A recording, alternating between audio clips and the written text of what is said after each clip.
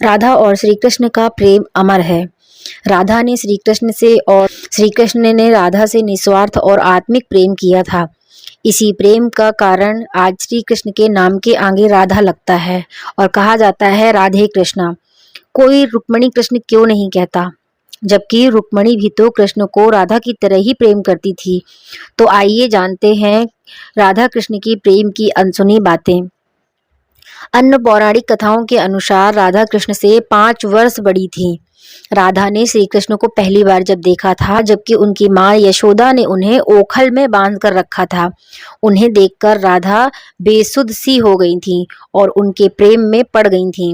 उन्हें ऐसा लगता था कि यह किसी पूर्व जन्म का रिश्ता है। कुछ लोग कहते हैं कि वह पहली बार गोकुल में अपने पिता वृषभानु जी के साथ आई थी, तब श्री कृष्ण को पहली बार देखा था।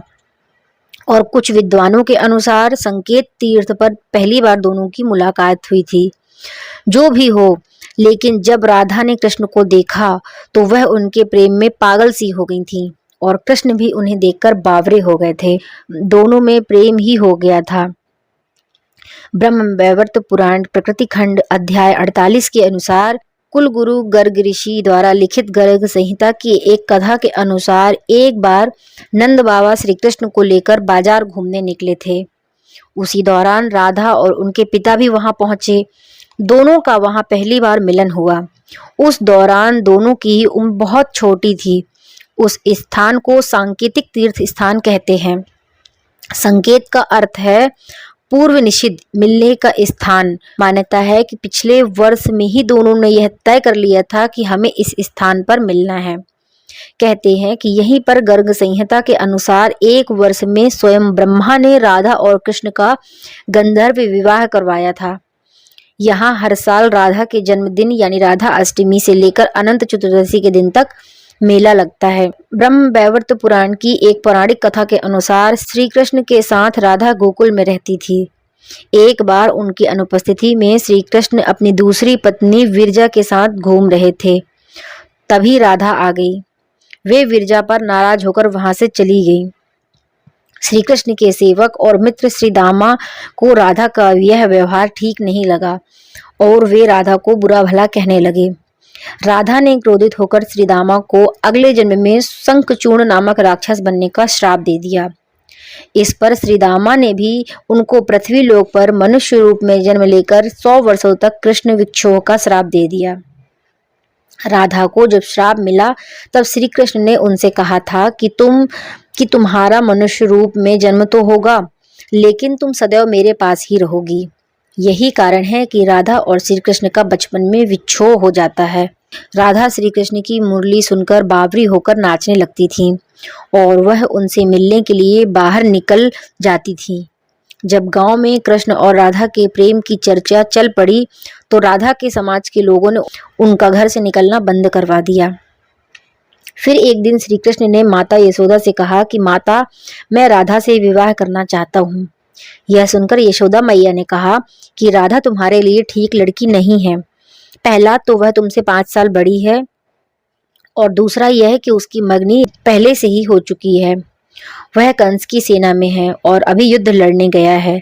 जब आएगा तो राधा का उससे विवाह हो जाएगा, इसलिए तुम्हारा उससे विवाह नहीं हो सकता। लेकिन कृष्ण जिद करने लगे। तब यशोदा ने नंद से कहा। कृष्ण ने नंद की बात भी नहीं मानी। गर्ग ऋषि ने कृष्ण को समझाया कि तुम्हारा जन्म किसी खास लक्ष्य के लिए हुआ है। इसकी भविष्यवाणी तो पहले से ही हो चुकी है कि तुम तारणहार हो। इस संसार में तुम धर्म की स्थापना करोगे। तुम्हें इस ग्वालन से विवाह नहीं करना चाहिए।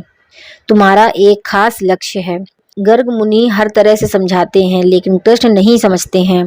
तब गर्ग मुनि उन्हें एकांत में ले जाकर रहस्य बता देते हैं कि तुम यशोदा और नंद के पुत्र नहीं, बल्कि देवकी और वासुदेव के पुत्र हो और तुम्हारे माता पिता को कंस ने कारागार में डाल रखा है। यह सुनकर तो कृष्ण के जीवन की दशा ही बदल जाती है। राधा के परिवार को जब पता चला कि यह श्री कृष्ण की मुरली सुनकर प्रेम से नाचती हुई उसके पास पहुंच जाती है, तो उन्होंने राधा को घर पर ही कैद कर दिया था। तब श्री कृष्ण ने अपने साथियों सहित एक दिन उन्हें रात में कैद से मुक्त करवाकर उद्धव और बलराम सहित अन्य सखिया के साथ रात भर नृत्य किया था। बाद में राधा की माँ राधा के कक्ष में गई थी तो राधा उन्हें वहां सोते हुए मिली थी। कहते हैं कि उस वक्त श्री कृष्ण को दो ही चीजें सबसे ज्यादा प्रिय थी, बांसुरी और राधा। कृष्ण की बांसुरी की धुन सुनकर राधा के जैसे प्राण ही निकल जाते थे। कई जन्मों की स्मृतियों के कुरेदने का प्रयास होता था और वह श्री कृष्ण की तरफ खींची चली जाती थी।